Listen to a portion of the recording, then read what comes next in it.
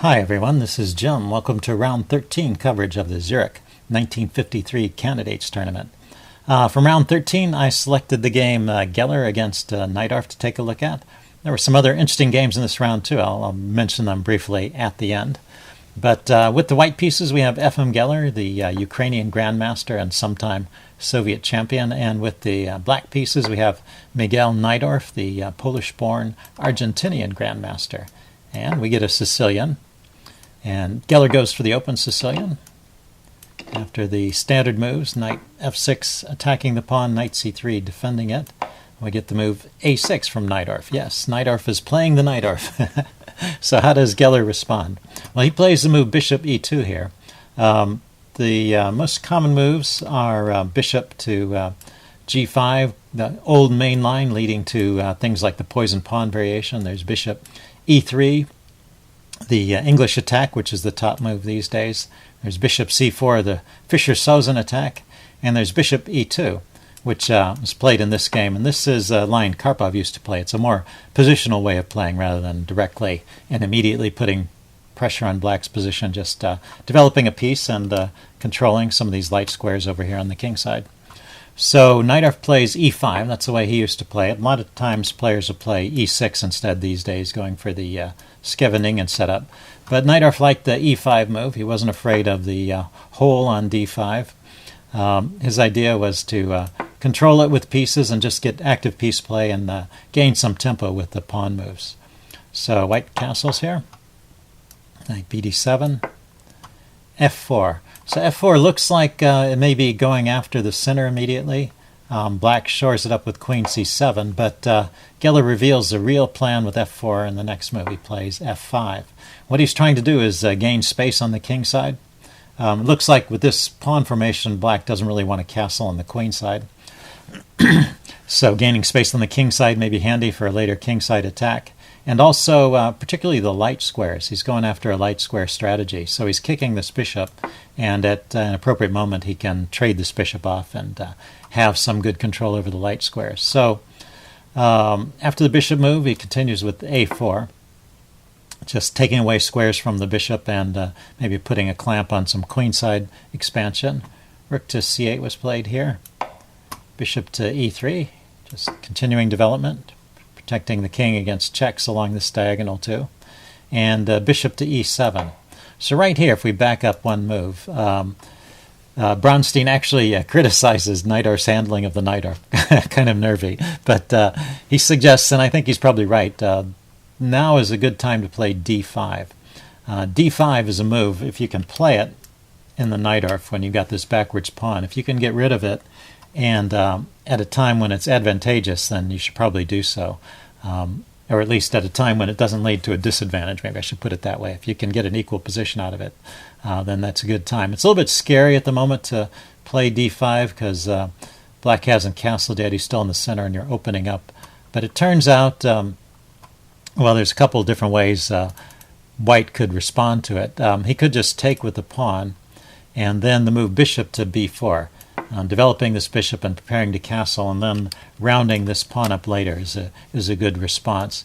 The other way that black could play here is he could take with white. White could take with the knight, and then you can take back. Once again, bringing the pawn to d5, and then developing the bishop or playing a bishop takes b3 is actually a reasonable way to play here, and then developing the bishop. Also forcing an exchange of the dark squared bishops. And this pawn is weak and is going to fall eventually, so it's not like you're really down a pawn. You're able to castle, and so black has pretty much equalized in these lines. So it looks like in this position here, black could have gotten away with the move d5, and he probably should play it. Instead, Najdorf played bishop e7. He's not really afraid of this weakness. He's been playing these positions, so he's comfortable with it. a5 and h5. And this is the way Najdorf liked to play. What Bronstein said was that he was constitutionally incapable of playing a quiet position. He was always trying to stir up trouble. So, but even so, instead of h5, it would have been better to play d5 once again, or even the exchange, bishop takes e2, getting rid of some pieces. But Najdorf plays h5. And Geller replies, bishop takes c4, decides this is a time to get rid of that light-squared bishop. And rook to a4. So without a light-squared bishop, this rook is pretty safe over here. The only piece that can really harass it is one of the knights. And for the knight to get over there, it's got to go through these squares, which are under the control of the bishop. So the rook can come out and harass the queen and not get chased away. So queen drops back to c7. Now h3, controlling another light square, keeping the knight from coming into g4. Black pushes on with h4. He has some ideas here. Maybe the knight can do this kind of maneuver and jump into this juicy hole on g3. Rook f2 is played here. It looks like Geller is preparing a knight maneuver, and he wants to make sure this c-pawn is protected. b5 was played, so a little more active play from Najdorf. And that's actually a pawn sack. After the exchange, he can't take back with the queen because it's protected. He's going to take back with the knight, and now he's left this a-pawn hanging. Although it turns out if you grab the pawn, knight to c4 is a good move, hitting the bishop. Bishop drops back.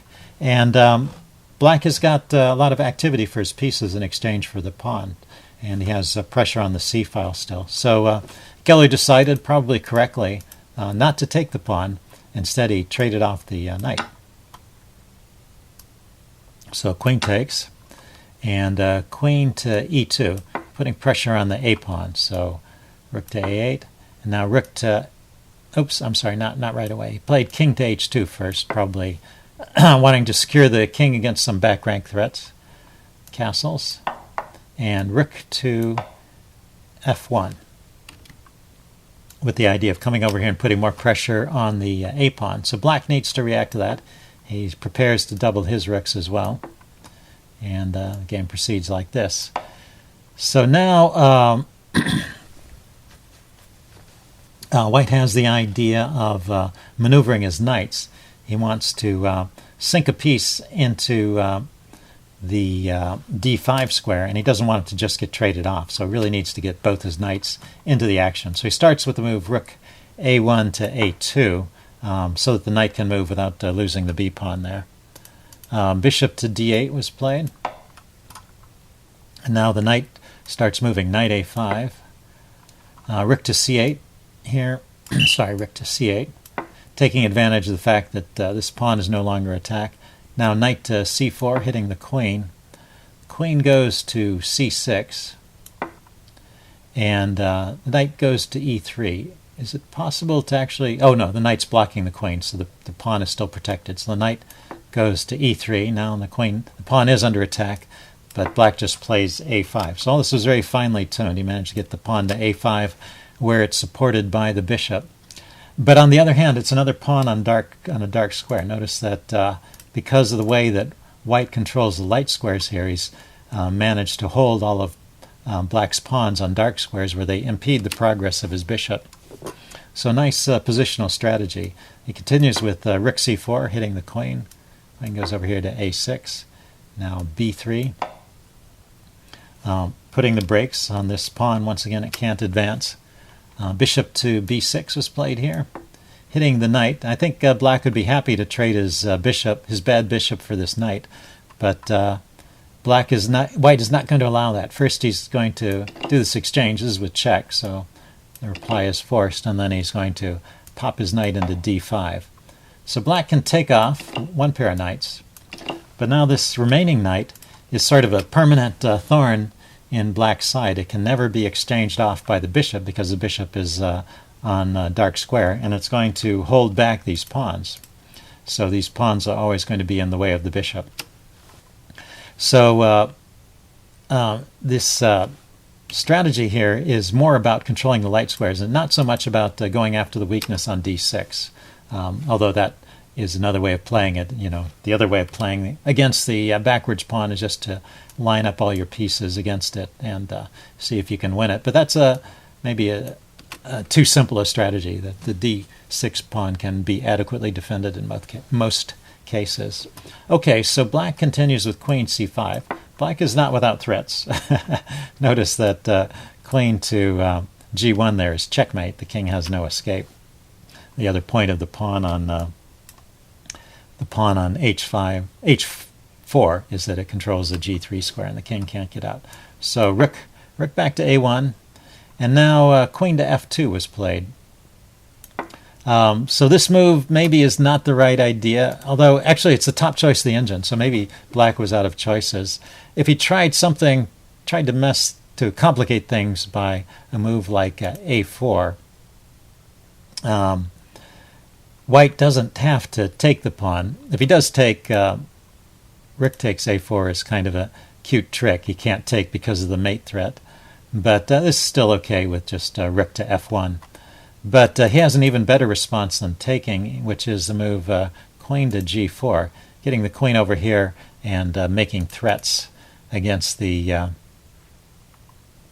black king. So if black continues with a takes, then f6 is a very difficult threat to meet. If he plays g6, notice the pawn is pinned, so it can't be taken, then cancel that. Queen takes h4 here, and the queen is going to come into h6 and mate on g7, and it can't really be stopped. The knight's got control of the pawn on f6, and black just doesn't have enough threats here to stop this from happening. Yeah, I have to wonder just a second. If the rook takes the rook right away, now there's a threatened checkmate. But here's the idea. You have the knight e7 check, and the king can't escape. So you deliver the mate with tempo. So black doesn't have time to checkmate you. So anyway, these attempts to complicate with the pawn push don't work, and in fact queen f2 is the best move in the position. But it's a bit unfortunate because now we get into an endgame where white has all the advantages. He's got this knight on a light square that can never be chased away. He's got the pawns fixed on dark squares where they're in the path of the bishop. And he plays rook to f1. And you might be tempted to play the move bishop to g3, but it will be difficult once the bishop goes to g3. I mean, it is a check, but how will the bishop ever get out of that square? Has no place to go from that position. So Najdorf chooses to drop the bishop back to d4. c3 is played, kicking it, and bishop to c5. Now g4. Just creating a little space around the king so he doesn't get into any trouble. hg, king takes. Rook to b7. So going after this pawn here. Rook to b1, defending it. f6. Another pawn on a dark square, but black needs to get his king out of there somehow. So king to f3 was played here. King to f7. So he's just making space for his king to escape. Get into the game. King to e2. Staying off of the dark squares. Rook to b8. Dropping back. Now b4 was played after he's got his king close enough that there's no threat of a pawn breakthrough that can't be met. He's free to push on. So g6 was played here. If he takes the pawn,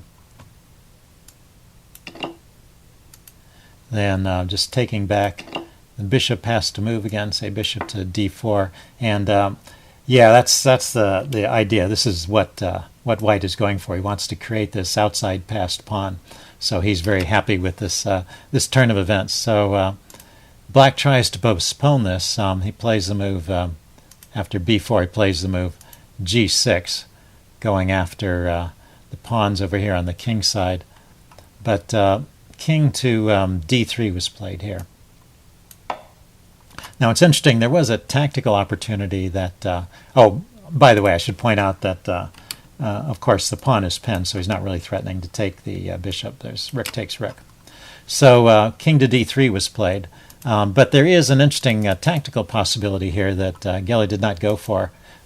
What Bronstein commented on this position was that there's this nice tactical way, which is certainly the quickest way to win. But Geller is determined to win this game by purely positional means and avoided all combinations. But he can take over here, which is kind of a cute tactic. It lures the king to the square g6. And then he takes the bishop, giving up his rook. And then he pushes on with c6. And now the rook has to come back to defend. Pushes on with c7. And the rook goes here to stop it. Cancel that. It's really the only move. Oh, well, the rook can go here. Okay. Then queening. Rook takes. It would have been the same if the rook had gone there directly. He's got the fork. So that was the point of f takes g6. It lured the king to this square where it could be forked by the knight. And that's winning because white will be a pawn up. He'll be able to round up this pawn and win the game. So that would have been a quicker finish. Instead, Geller continued in a positional vein, playing king d3, just getting closer to the action over here on the queen side. And after the exchange at f5, the exchange on f5, takes on b4. And once again, white has achieved what he wanted, which is this outside pass pawn. So he has the unstoppable knight, and now he has the outside pass pawn. So he's in good shape. Bishop to d4. At some point, the rook is going to be defended, and the bishop's just going to have to move. Rook to c1. This pawn is defended by the knight, so he can maneuver the rook to a better position. King to g7, trying to get around this way. Rook here. King goes to h6, trying to round up this pawn on the outside. King to e4, defending his knight and maneuvering over to the king side. You don't want to let this king in without challenge. King to g5, defending the f-pawn too. Now rook to h7, threatening to bring this pawn through. Bishop to f2, stopping the pawn from advancing. And rook to g7 check, hitting the king. King goes to h4, and now king to f3, setting up some neat little tricks here. Bishop to e1 was played. If he takes the pawn, of course, the white is going to capture the bishop. So the bishop goes here, and now king to g2, defending the pawn. So he gets there with the tempo move of the attack on the bishop, gets there just in time to defend. And notice the rook can't help counterattack because it's being blocked by the pawn over here on the b file. So black plays a move rook f8, which is a bit strange, but there is a real threat in this position. So he actually needs to defend the f6 pawn. And so you can see the threat. If, for example, bishop takes b4 were played, grabbing the pawn over here, then we have this check, king h5, knight takes f6 check, king to h6, and rook to g6 is checkmate. A very nice checkmate on the side of the board. The rook protected by the pawn and the knight guarding the two escape squares. So because of the mate threat, this pawn can't be taken, and this pawn needs to be defended to deal with that. So rook to f8 was played. And now the pawn advances b5. Bishop to a5, getting over, trying to stop it. b6.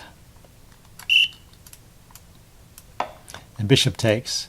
Just last desperate measure, but now he's a piece down and he's not going to be able to draw this. He tries rook b8, maybe getting active with the rook finally, but rook to g4 check was played first, forcing the king back, and now knight to d5, and he resigned at this point, realized it was hopeless. So that's how the game ended. Pretty interesting display. You can see how Najdorf played the Najdorf, and see a nice positional demonstration from Geller of how to play against that. So going back to the tournament situation, in round 13, there's a very interesting game, Bronstein against Reshevsky, or Reshevsky against Bronstein in round 13. And this is one of the games where Bronstein later wrote in his notes that he was actually under orders by the KGB to win the game at all costs.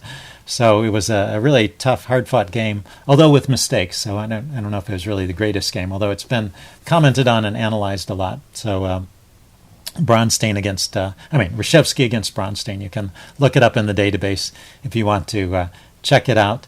I think Reshevsky, what it looks like to me is Reshevsky pushed a little too hard in the center. He pushed his pawn too far, and it became weak, and he ended up a pawn down in endgame. And Bronstein found a way to finish him off in a very long game. It went past the adjournment and into a second time period.